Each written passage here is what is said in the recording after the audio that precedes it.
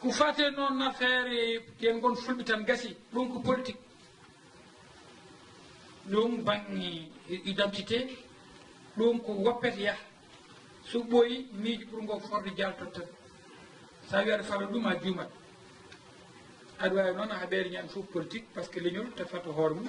wi ni min mbiyete yimɓe daktiran hen kono ke lawol woni so tawi enen namdoɗen nan tan se gonnen ke lawol hanken gonande lawol ɗum ɗon ala enen mbiyeteno tukulor ala probléme enen mbiyeteno haal ɗum bon gonɗo mauritannajo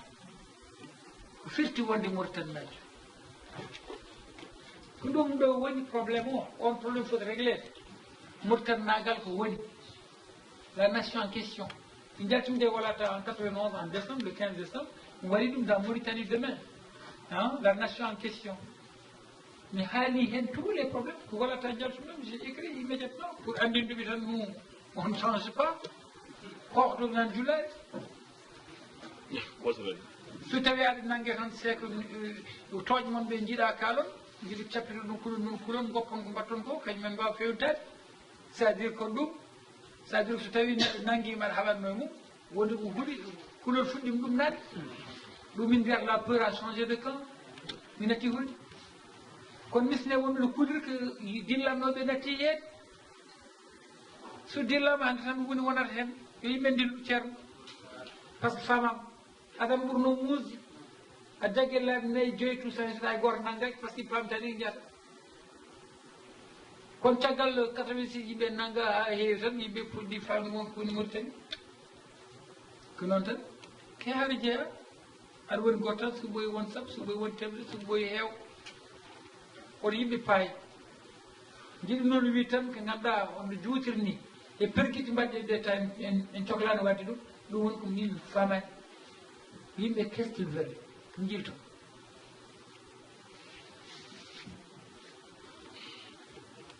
joni noon heddi ko wawa jabrade yimɓe fof no jiɗirni pecce ɗe ne ko ɗum tan e Mama Ndiaye woni pular speaking feccima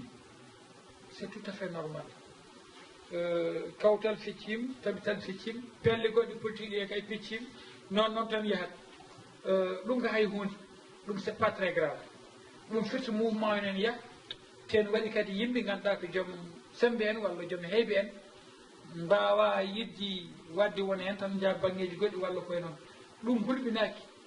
hulɓini so tawi hen goto ƴetti heddiɓe mbi garta mi waɗi teddugal ganduɗa so tawi enen jiiɗi hunde so ɓeeɗo ƴetti tan mbaɗen délégué yo yaha so ɓooyi tan yurmede Allah jolat hen ɗum tan yurmede Allah jolat hen mbaɗe délégué yo toto yo ande délégué naggam yettima toon ɗum ɗo noon namni ko haqqilantagal kawgal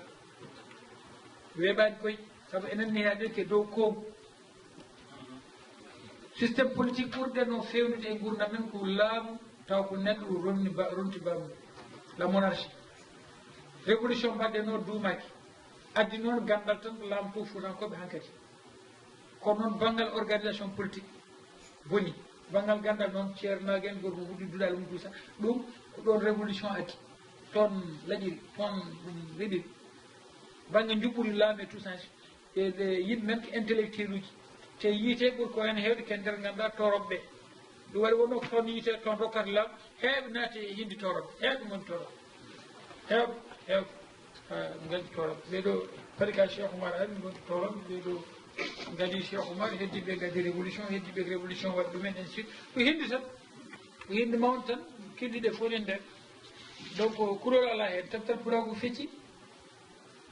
tabtal pulago fecci kawtal ko fecci pular speaking ko fecci pelle arabe ɓe ko fecci pelle tubakoɓe ko fecci koye ainsi de suite kono tiiɗi ko ɗemɗe mabɓe ɗe espace francophone ɗemngal ngal ne mbaɗi hen milliard uji onon ne mbaɗi milliard uji sembeji mon e pular o mi gayniɗo bandiraɓe par ce que gasta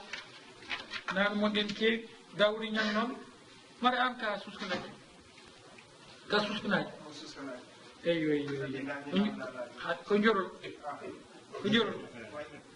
parce que Idriss Niang de la dette donc c'est ton frère. Oui, c'est ça. Donc ça va, je ne te réponds pas à tes questions parce que ton tout yo la catégorie yo mi jabaki parce que ton tout mi tolti ɗum joni mi haali heɓe mbawno seydi Niang ngoni lobbudu ngoni susɗi walla ko silɓi eyyi d' accord tamdiri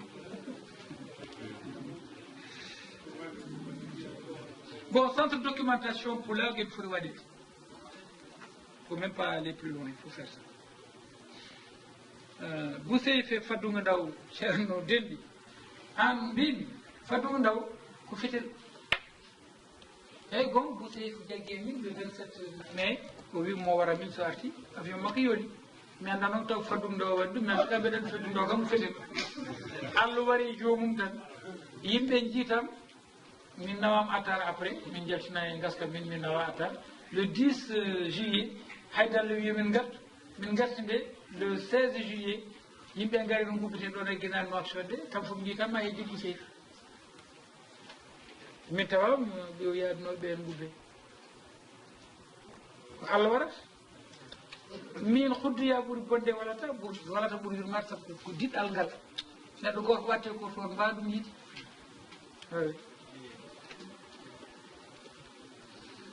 donc bandiraɓe mi dartinɗo gaccon haqqi paamon tan e kuuɓal ko gueɗe tati goo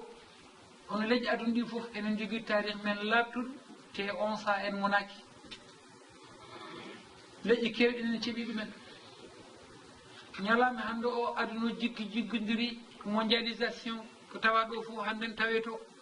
yataw tawte ko toon warani neɗɗagal men yataw goppuɗen ko toon garɗen ɗo kadi warani neɗɗagal men ɗum woni jalluɗe ɗeɗa ɗamnani ɗe ɗum ɗo wonno yewtere nde heddi ko ma jaafoɗon ha aldridinen saha goɗɗo mbaɗen jewte goɗɗe jewɗe noon fayi tan ke wajade hirju e rokkude yimɓe ñamri jangge jaam ngal ɗa beele ma mbaw tawede ummital leñol ngol bandiraɓe on jarama